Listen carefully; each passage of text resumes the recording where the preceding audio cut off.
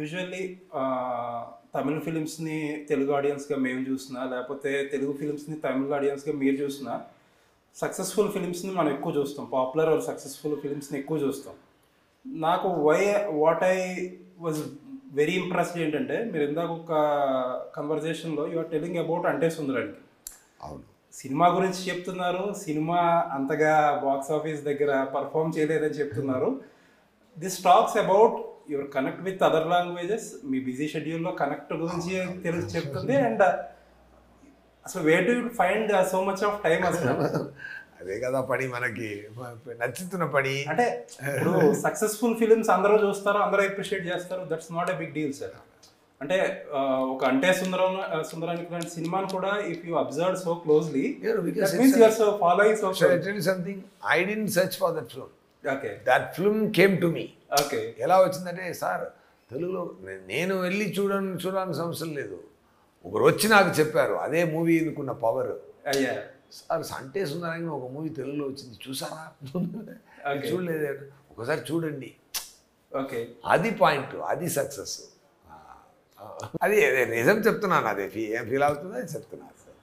అది అన్ని బట్టి ఇప్పుడు దేవుడు కంటిన్యూస్గా సక్సెస్ ఇస్తున్నది, అక్కడ చేసిన పనికి కూడా ఇక్కడ రివార్డ్ ఇస్తున్నారు ఏమో, ఎవరికి తెలియదు.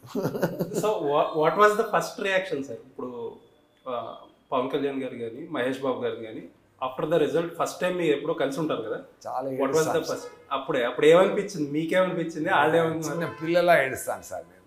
ఓకే. ఎప్పుడు ఏడ్ చేస్తారు మీరు వాళ్ళని చూసి? ఓకే.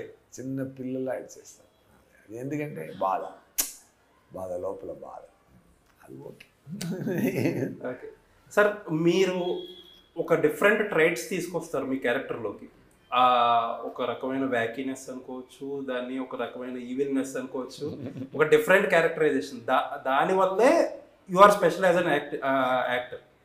కాకపోతే మీకు ఏదన్నా ఒక డిసప్పాయింట్మెంట్ ఉండిందా? ఎందుకంటే ఎన్ని డిఫరెంట్ సినిమాలు చేసినా మీ ట్రేట్ ఏదైతే ఉందో అదే యూజ్ చేసుకోవాలని చెప్పి అందరూ డైరెక్టర్స్ అలా చేయకూడదు. మనం డైరెక్టర్నే ఫాలో చేయాలి.